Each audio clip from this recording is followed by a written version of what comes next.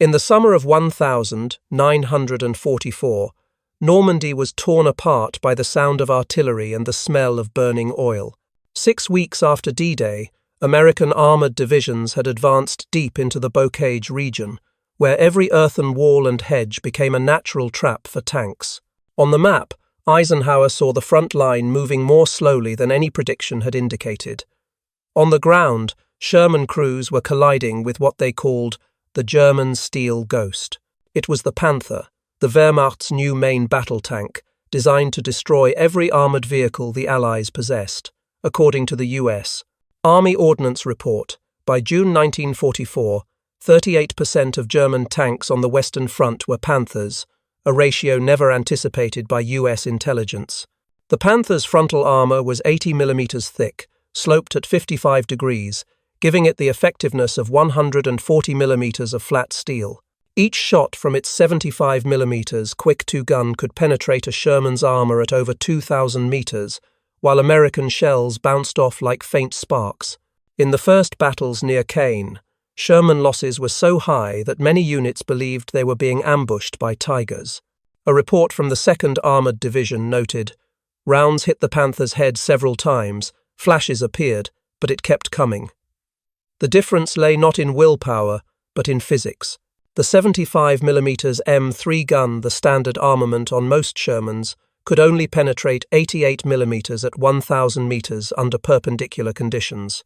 When the 76 mm M1 gun was introduced, hopes rose slightly, but the official figures from the Ordnance Department were harsh. 109 mm at 1,000 meters, 0 degrees angle completely ineffective against the Panther's sloped armor. In the Saint-Lô region, a lieutenant of the 3rd Armored wrote in his report on the 20th of June 1944, "Fired 3 rounds, all hit. Not a dent. It turned its turret and lowered its gun." That was the truth every Sherman crew had to face. They no longer held any advantage except for mobility and patience. The event on the 2nd of July 1944 marked a turning point. Eisenhower convened an emergency meeting with the Army Command, where he threw the report on the table and asked, "You mean our 76 won't knock these Panthers out?" The question awaited no answer. According to Major General Gladian Barnes's notes, the meeting ended in silence, with only the sound of a pencil tapping on the table. The very next day, Eisenhower ordered a complete re-evaluation of the Army's tank firepower system and demanded acceleration of tests for new armor-piercing ammunition. A silent but fierce industrial race began between the factories of Detroit and the steel walls of the Ruhr. When Operation Cobra launched on the 25th of July 1944, 102 M4A176 tanks were thrown into battle, appearing for the first time on the European front. The new Shermans had longer barrels and improved loading systems, but still faced the same old enemy. On the fields near Saint-Lô, Private Harold Frank of the 37th Tank Battalion recalled after the war, "We saw them first, but shooting first didn't mean anything.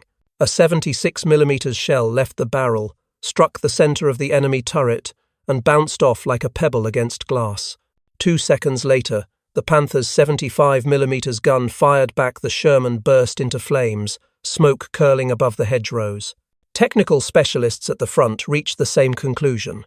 The M1 gun could not penetrate the Panther's frontal armor at any tactical range. Crews had to seek side shots or aim at the weak spot in the mantlet just below the enemy's gun, but to reach that position, they had to close in to less than 100 meters, where any mistake meant death. An officer from the 4th Armored Division wrote in his diary, "We drove through smoke-filled roads to reach their blind spots. Sometimes we won, sometimes we didn't make it back."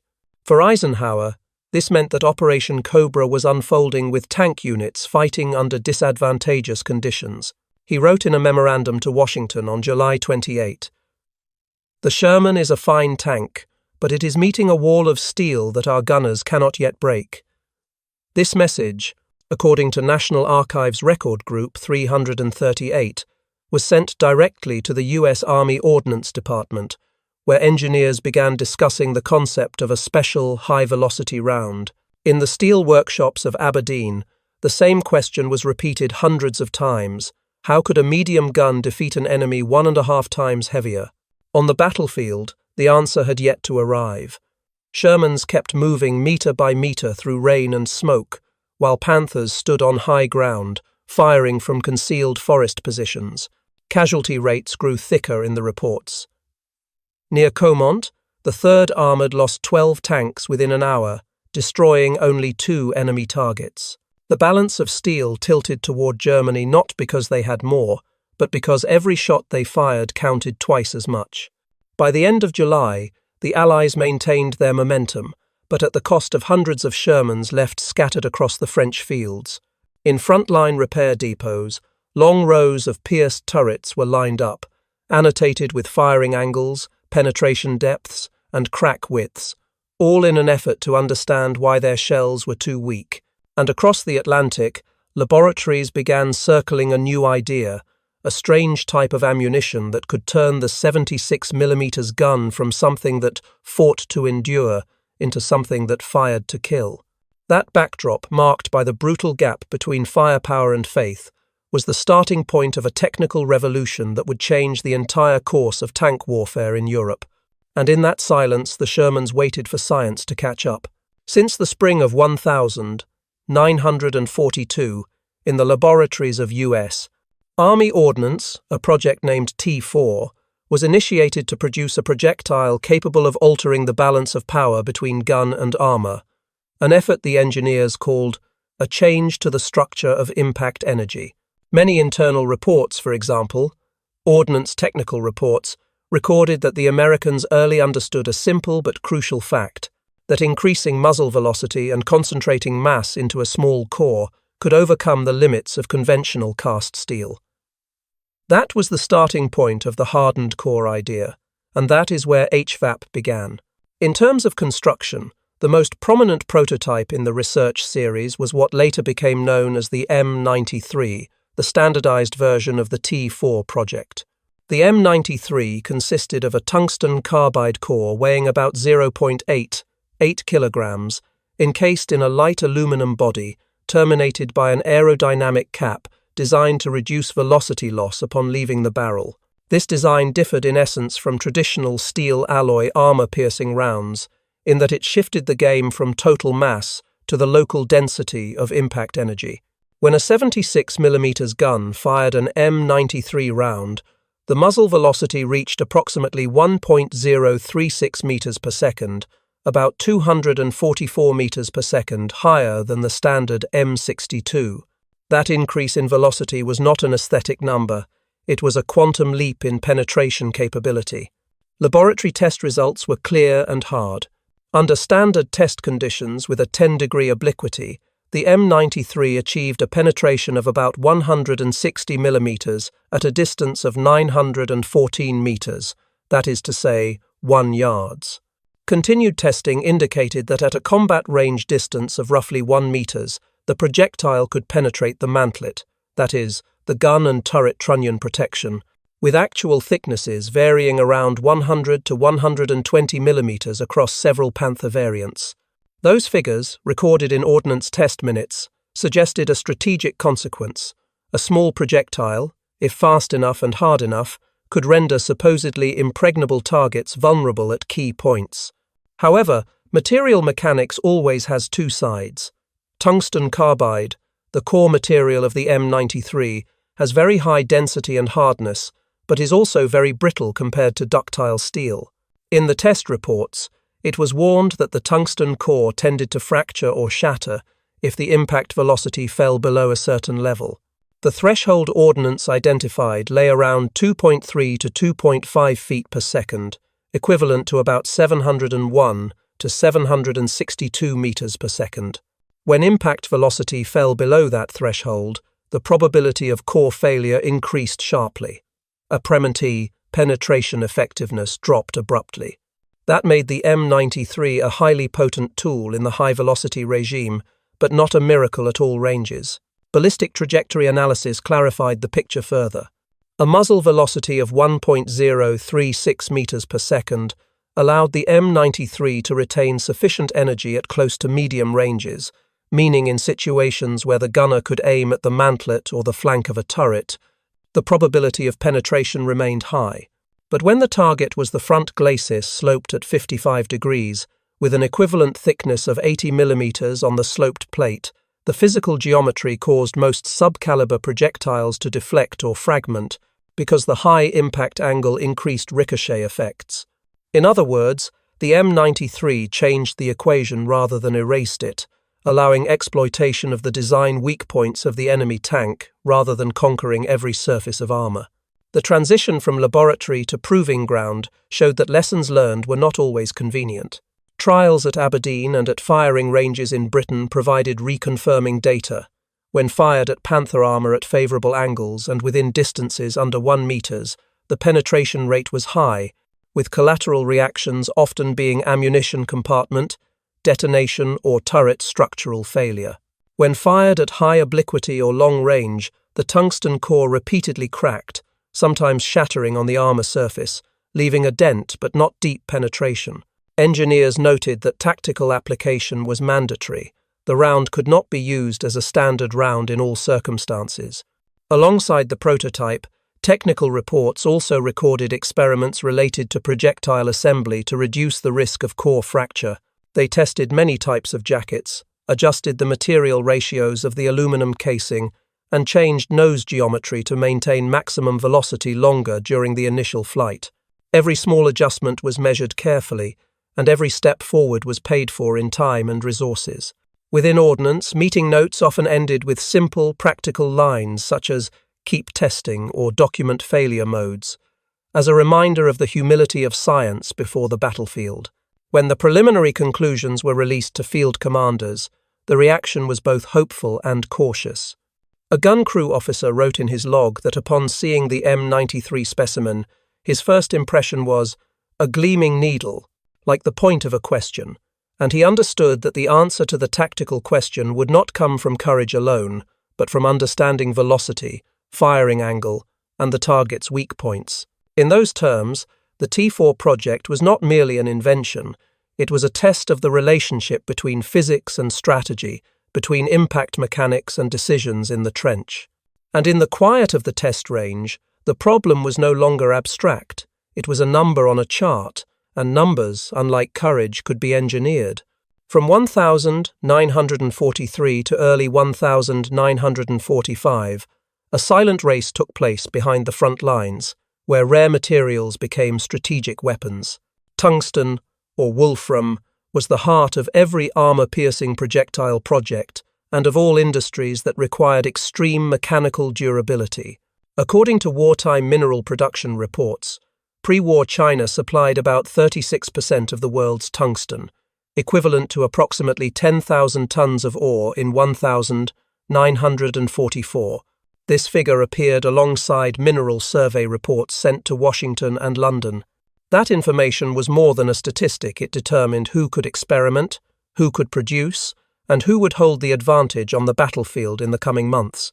In the United States, tungsten mines in Colorado, Nevada, and California became industrial targets.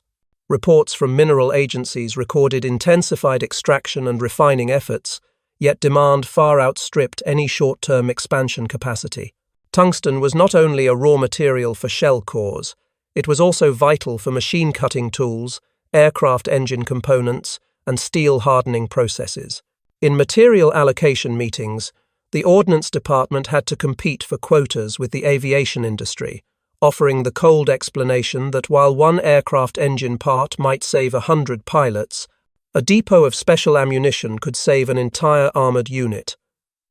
Internal memoranda reflected that clash of priorities and allocation decisions became both a political and technical problem. Conditions on the German side made the picture even worse. Before the war, Sweden was an important source of tungsten imports into Europe, but as the conflict spread, transport routes were disrupted, exports declined, and then were almost completely cut off. Germany, with its limited domestic reserves, had to choose between reserving tungsten for precision machine production, critical for aircraft engines and weapon manufacturing, or using it to produce armor-piercing rounds such as the Panzergranate 40. According to post-war reports, German factories began prioritizing tools and industrial machinery, since without precision equipment, many other strategic production lines would halt. As a result, although Germany had developed hardcore shell designs early, it lacked the resources to distribute them widely to frontline units. The competition for tungsten was global and multi-layered. Administratively, US government agencies had to create priority charts for its use, weighing every ton of ore. Industrially, manufacturing plants had to adjust output and redesign processes to make the most efficient use of the small amount of tungsten available. Strategically, commanders had to accept the prioritization criteria, choosing which units would receive special ammunition and timing their offensives or defenses based on supply. These decisions appeared in diaries and combat reports, where commanders wrote briefly that allocation determined outcome of the week, meaning that distribution itself decided the result for that period. In a rear area conference room under dim yellow light, a large board listing mine names and tonnage figures displayed numbers that seemed small yet carried enormous weight. A supply officer ran his finger across the line, reading Colorado, as if to make sure it was not an illusion. He sighed and told his colleague, "We must choose." His voice was not loud, but that decision would echo across the battlefields. Such small descriptive fragments, the light, the sound of turning pages, the breath of the decision-maker, help the audience imagine the tension of an industry waging war through planning. The impact of supply imbalance showed itself immediately at the front. The US had enough tungsten to conduct tests and produce HVAP rounds on a limited scale, allowing units to receive a few per tank for tactical evaluation.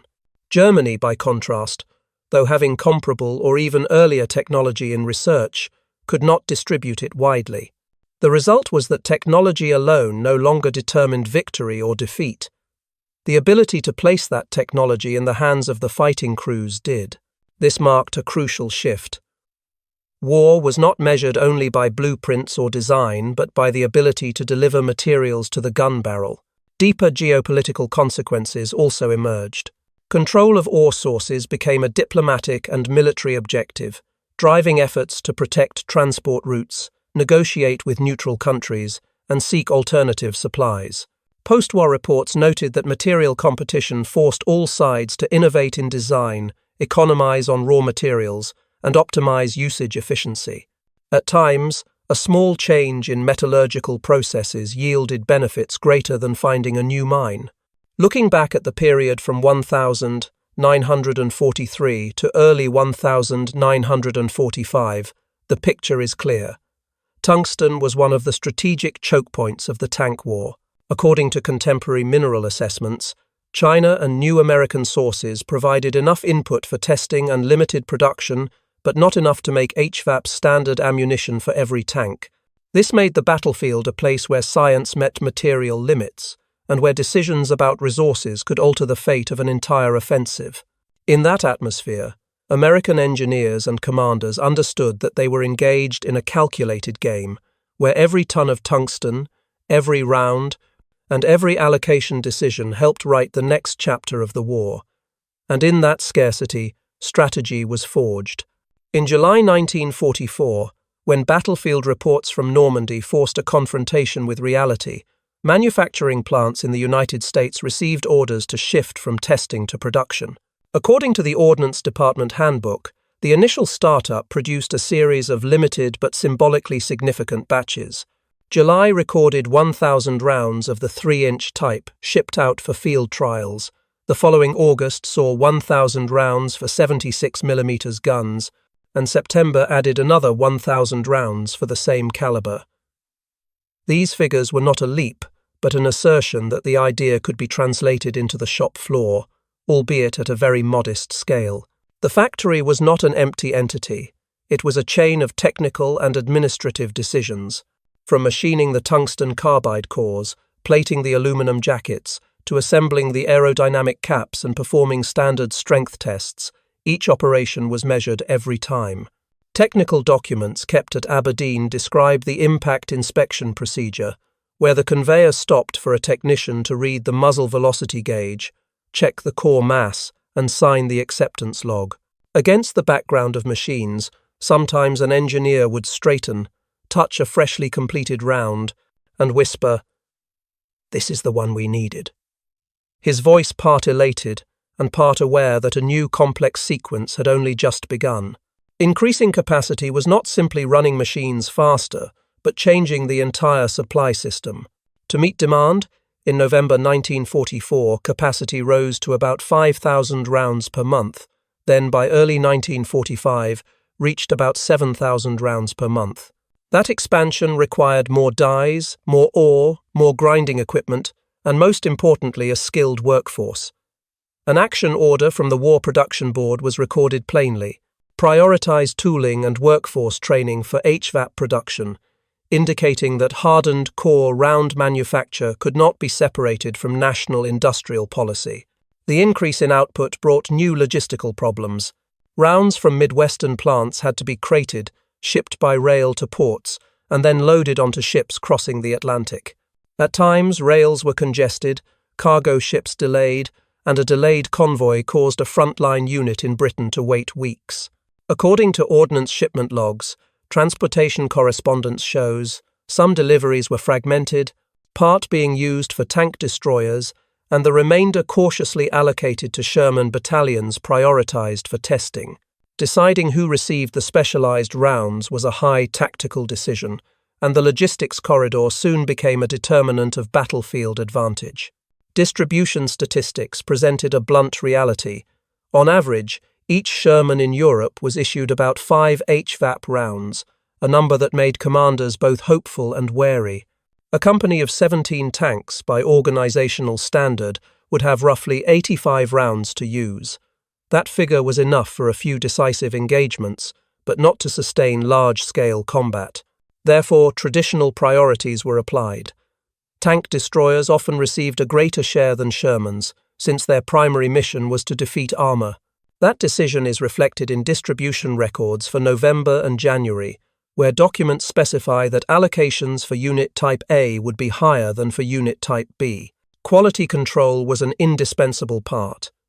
Every lot of HVAP underwent penetration tests and durability checks, and defective rounds were rejected. Internal reports reveal a rejection rate of a few percent in the early months, a figure that decreased as plants adjusted procedures. Moreover, engineers observed core fracture phenomena under certain conditions, and they had to modify the jacket and nose shape to minimize cracking risk when impacting at unfavorable angles. Test records were carefully archived, because each failure learned today might save a vehicle tomorrow. Alongside production, training gunners became urgent. The task of employing HVAP effectively required understanding the effective range, optimal firing angles, and handling techniques. Due to tight timeframes, many commanders organized short training sessions in Britain, where gunners practiced firing at Panther armor mock-ups, recording distances and angles of effectiveness. One gunner described his first use of HVAP as cold clarity, meaning he immediately sensed the difference in the feel of the weapon when the round penetrated a target at a favorable angle. In total, by March 1945, ordnance records show that approximately 33,000 HVAP 76mm rounds had been produced, a substantial yet still modest number relative to total demand. Their presence on the front created decisive moments, but also exposed the limits of a wartime industry. In the plant, at the end of the day's work, a laborer wiped his sweat, looked at the rows of crates, and told a colleague, "We made them," his voice a pride tinged with worry, for he knew that each remaining round would have to prove its worth on the fields of Europe. And in those crates, decisions waited to be made. On the morning of the 18th of September 1944, the plains of Lorraine were covered by fog so dense that visibility was limited to only a few dozen meters. To the south were elements of the 4th Armored Division holding the Moselle bridgehead, including about 50 M4A 176, Shermans, most of them belonging to Lieutenant Colonel Creighton Abrams's 37th Tank Battalion. Opposing them were two newly formed armoured brigades, the 111th and 113th Panzer Brigades, with around 150 tanks, including 42 brand-new Panthers fresh from the factory. According to the 5th Panzer Army's strength report, these units were thrown into the front to break the American bridgehead at Arracourt and reopen the road to Nancy. The fog confused both sides, but the Americans knew the terrain better. Abrams's tanks were arranged in small groups along low ridges, their guns aimed in the direction where scouts had reported likely enemy movement. According to the 4th Armoured Division after-action report, the Germans advanced in narrow column formations without forward reconnaissance, believing the fog would conceal their movement.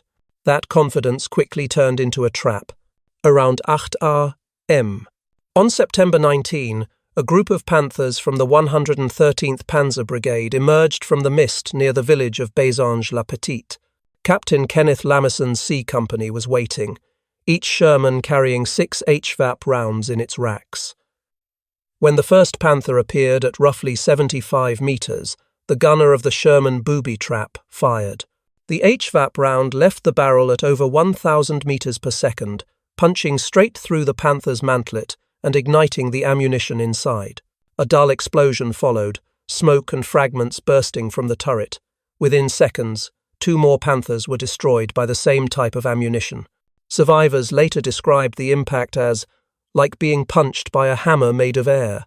As the fog began to lift, the battlefield turned into a maze of metal and smoke.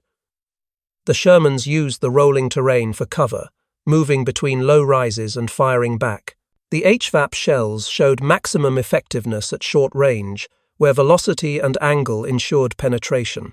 One report stated, hits on the gun mantlet were catastrophic at under 1,000 meters. Meanwhile, the Panthers, despite their superior firepower, suffered from poor visibility and weak tactical coordination, often rotating their turrets slowly and failing to synchronize movement. Many were hit on the flank while turning. By noon, the first German formations began to disintegrate. Officers tried to regroup as American artillery from afar started shelling the withdrawal routes. According to 7th Army operational summaries, the Germans lost over 20 tanks on the first day alone, most destroyed at ranges under 1,000 meters. One of the moments recorded after the war described an American gunner sitting beside his smoking Sherman, still clutching his binoculars, saying, "For once, we felt the odds even." In the following days, the battle revolved around a series of smaller counterattacks. From September 20 to 23, groups of Panthers continued to assault the Arracourt area under poor visibility, but were stopped by the combined fire of Shermans, M18 Hellcats, and artillery. In many cases, HVAP was used to strike the turret and side armor areas more vulnerable than the front. A report from the 37th Tank Battalion recorded that each tank fired on average 2 to 3 HVAP rounds in close-range engagements, with far superior effectiveness compared to standard ammunition. By September 25, when the weather cleared, P-47 Thunderbolts of the 405th Fighter Group appeared, attacking with rockets and machine guns, throwing the German forces into chaos. By September 29, the 4th Armoured Division reported destroying or disabling approximately 86 German tanks and self-propelled guns, while losing 25 Shermans and 7 tank destroyers. This figure appeared in the official report sent to 3rd Army and was later confirmed in post-war analysis documents. The kill ratio far exceeded expectations, proving the effectiveness of combined arms coordination and the arrival of HVAP ammunition. Compared with earlier battles in Normandy, where Shermans often suffered double the losses, this change carried enormous psychological significance. The psychological impact of the Arracourt battle was no less important. For the Americans, it was the first time tank crews felt they truly had a tool to face German armor head-on. Gunner Harold Frank, interviewed in 1946 at Fort Knox, recalled, "When that round hit, it felt like payback for every friend we lost in June. That confidence spread through the ranks, making crews willing to engage rather than wait for air support." Conversely, the Germans began to doubt the superiority of the Panther. Reports sent to the 5th Panzer Corps headquarters stated that many crews were shocked when their turret armor was penetrated at what they believed was a safe distance. Rumors spread rapidly that the Americans had developed a new tungsten-core projectile, that even they did not have enough material to produce in quantity. The sense of invulnerability was shattered. A German officer later described, "The fear was not of the tank, but of not knowing what they could do anymore." That statement perfectly reflected what military psychologists call the loss of weapon, confidence pillar. For the Americans, Arracourt was not only a tactical victory, but also a reversal of morale between the two sides. After the battle, ordnance engineers recorded the first field reports on how HVAP performed in actual combat, providing data for production improvement. When the fields around Arracourt finally grew quiet, wrecked tanks lay scattered in long rows, turrets blackened, small fires still flickering in the ammunition pits. Clean, neat penetration holes could be seen on the mantlet's tiny steel dots striking at the arrogance of the Panther's design. In that misty air, the Sherman's engines rumbled back to life, preparing to move eastward, where the war still raged on. And in that grey silence, the myth of invincibility burned away. When the fog of Arracourt lifted, battlefield data began to flow into rear offices, becoming cold numbers and sweat-damp logs. The HVAP round had demonstrated that technically it could shift the balance in close engagements, but reports sent back from the front also carried a persistent warning. Supply was limited. According to ordnance shipment logs, many units recorded that they exhausted HVAP within a few days after intense clashes. Some units reported running out of rounds after 3 days of continuous fighting, and distribution between Army and Corps was not always synchronized, leading to surpluses in some places and shortages in others. This rendered HVAP a strategic resource to be managed like fuel or artillery ammunition, not a standard round stored on every vehicle. The practical consequences became evident in the months that followed. When the winter of 1944 arrived, the Germans launched the Ardennes offensive, called the Battle of the Bulge, and the weather turned severe, with dense fog and blizzards crippling movement. Allied air power, decisive on many fronts, was stripped away by the grey skies. In that context, Sherman units had to rely more on themselves, and HVAP shortages were exacerbated. Many operational reports from December 1944 show units coordinating closely with artillery, infantry, and bazooka teams to compensate for insufficient HVAP. "We rationed the rounds for decisive engagements," a regimental commander recorded in his campaign diary, a terse phrase that nonetheless contained an existential policy. HVAP employment tactics were quickly adjusted based on combat experience. Ordnance analysts and field commanders converged on a common point. The practical effectiveness of the M93 was highest at ranges at or below 1,000 meters, aligning with earlier test data, but on the battlefield, additional variables such as impact angle and sloped armor applied.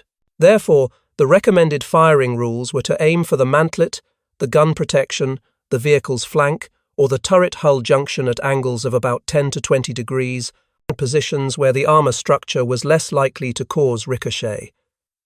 These guidelines were passed down as short directives, rapid training meetings, and live fire sessions on ranges in Britain, where gunners practiced assessing angles and distances under limited visibility conditions. The mechanical limits of the tungsten core also forced a change in firing mindset, as crews had to recognize that a shot outside the effective envelope was wasteful. Crews learned to wait, to maneuver, to coordinate with infantry to force targets into favorable firing positions, or to call in artillery when the target was entrenched at an unfavorable angle. Many commanders reported that HVAP use was not a continuous assault option but a decisive blow, reserved for moments when it could make the greatest difference. The Ardennes experience highlighted the necessity of combined thinking. The Sherman, designed for mobility and infantry support, now had to operate within a system of artillery, infantry, and, when available, air support. Under overcast skies and scarce specialty munitions, combat formations had to reduce risk through technique and coordination. Bazooka teams, small artillery units, and assault infantry were all mobilized to create opportunities for Shermans to reach favorable firing positions. One commanding officer wrote that in many cases, "We used HVAP as a breaker, not as the hammer," meaning HVAP opened the way for artillery and infantry to finish the job. Moreover, distribution constraints produced political and operational effects. Campaign commanders had to decide allocations based on situational assessments, prioritizing tank destroyer units, critical defensive positions, or breakthrough operations. Those decisions sometimes generated resentment, as a company might see tank destroyers more heavily supplied, while Shermans, integral to many support tasks, received less. Meeting minutes show tense debates between field commanders and logistics staff, each side presenting arguments about immediate tactical impact versus long-term campaign needs. Skill and training became decisive factors. Ordnance concluded that specialized weapons combined with good training could partially compensate for design limitations. This statement was important because it shifted focus from relying solely on guns and armor to how those weapons were employed. Consequently, training programs were adjusted to emphasize range estimation, target angle identification, and conservation of specialty ammunition. Instead of firing by habit, gunners practiced target selection and waiting for the optimal moment, a habit many crews later cited as a major distinction between units that survived and units that were depleted. In the nights spent clearing the battlefield, when soldiers lit oil lamps in dugouts, the story of HVAP was told and retold as both hope and caution. One gunner described his moment using the rare round. He felt, "The round was like a promise, and we had to choose when to collect on it," a sentiment that reflected both scarcity and heavy tactical responsibility. On paper, production numbers rose by March 194. 5 ordnance records show a total of approximately 33,000 HVAP 76mm rounds manufactured, but on the ground those rounds were dispersed, measured in decisions, in moments, in a single well-timed shot. After Arracourt, military analysts drew several doctrinal conclusions. First, ammunition technology can change aspects of battle, but it cannot wholly replace tactics and logistics. Second, specialized munitions production must be synchronized with distribution strategy and training, because a good round without trained users is just metal. Third, joint force coordination was elevated to a core principle, since each arm revolved around the limitations and strengths of the others.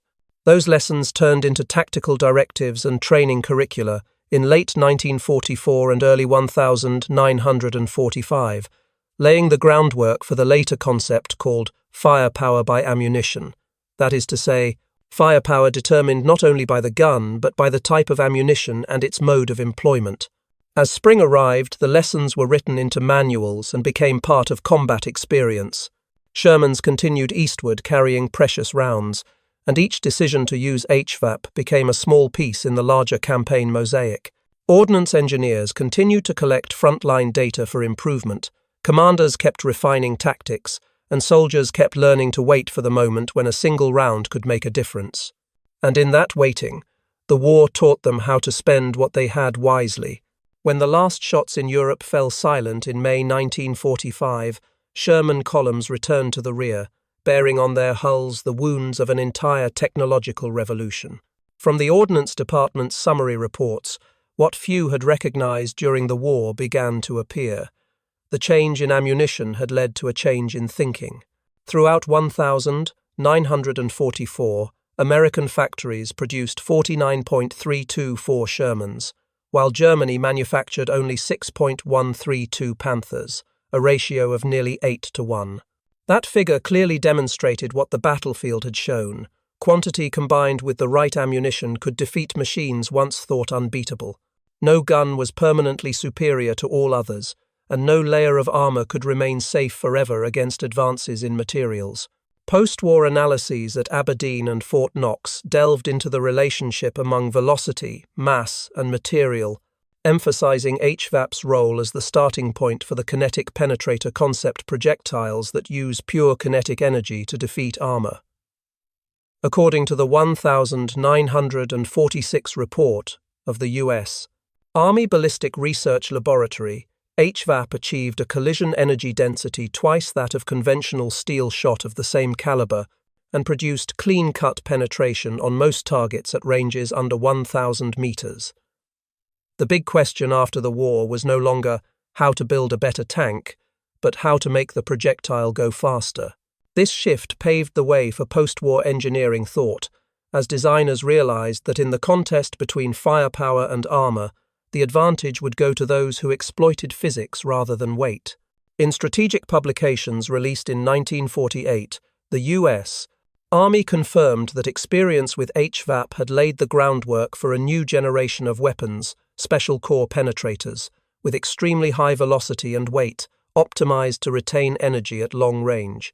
Research facilities at Watertown and Aberdeen continued experimenting with sub-caliber projectiles that later became prototypes for APDS, armor-piercing discarding sabot, and APFSDS, armor-piercing, fin-stabilized discarding sabot.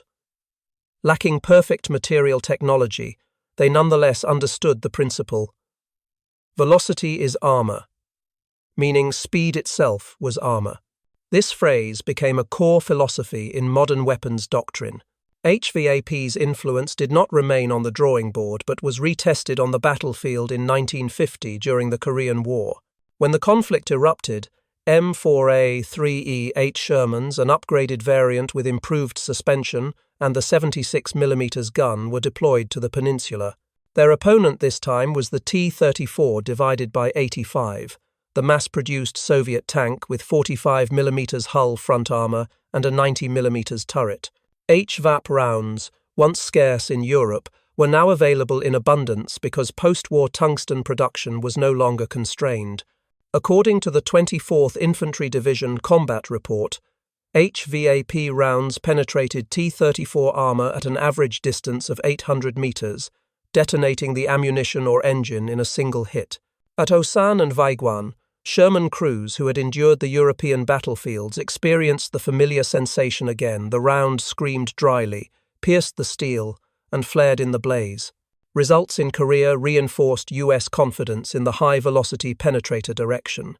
Observing officers noted that although the Sherman was obsolete by Soviet tank standards, when provided with the correct ammunition, it could still achieve significant kill ratios. An 8th Army report of February 1951 concluded that superior ammunition design can offset technical inferiority of the platform, a statement regarded as a direct inheritance from the Arracourt experience. From then on, the notion of firepower by ammunition became an official doctrinal orientation of the Ordnance Department. In the 1950 and 1960, as NATO formed, research programs on heavy alloy penetrators expanded. HVAP became a textbook model for kinetic effectiveness and penetration-to-weight ratio, taught at military technical schools in Britain, France, and West Germany. German engineers who had served in World War II and later worked for the Bundeswehr also acknowledged that American experience with HVAP informed conclusions for the Leopard 1. Speed and mobility mattered more than heavy armor. Armor is time, speed is survival, they wrote in a 1965 technical memorandum, cited as a design philosophy. From those initial principles, the next advances in projectile physics became inevitable. When depleted uranium was researched in the 1970 seconds, its properties, high density, and the tendency to self-sharpen on impact were seen as a spiritual successor to tungsten in HVAP. By 1980, the M1 Abrams appeared with a 120mm smoothbore firing APFSDS rounds with uranium cores at muzzle velocities exceeding 1.6 meters per second. Each shot was the crystallization of half a century of research, beginning with the first lessons in Lorraine. Tactical manuals still quoted the Ballistic Research Laboratory. In the end, the projectile defines the tank. HVAP's impact extended beyond engineering to shape strategic perception. Arracourt and subsequent engagements demonstrated that military power was not the result of possessing the best weapon alone, but of combining technology, industry, and flexible thinking. HVAP taught planners that a small innovation in ammunition could alter entire tank doctrine. In the post-war era, that idea was widely applied during the Cold War, as both blocs focused on developing kinetic penetrators and active protection, rather than relying solely on thick armor. When historians look back on World War II, they often find in HVAP a quiet turning point where physics directly influenced strategy. It proved that modern war was not merely a game of numbers or firepower, but of the speed of understanding. In the Fort Knox Museum, an M93 round is displayed beside a Panther armor plate, E. The penetration hole is round and neat like a drill. A former ordnance engineer who visited stood for a long time and then whispered, "We made math lethal." End of 6. From tungsten-carbide to uranium, from the 76mm gun to the 120mm gun, every advance began with the question those at Aberdeen asked in 1944. How can a light projectile defeat thick steel? The answer became the foundation for the subsequent century. As Abrams tanks of the 21st century streak across deserts firing APFSDS at velocities double that of HVAP, the spirit of Arracourt still echoes. The faster it moves, the safer you are. And as a full cycle of history, the lesson from that small round lives on in every modern theory of war, where speed is no longer merely a tool but a philosophy of survival. And in that speed, the idea of victory was reborn.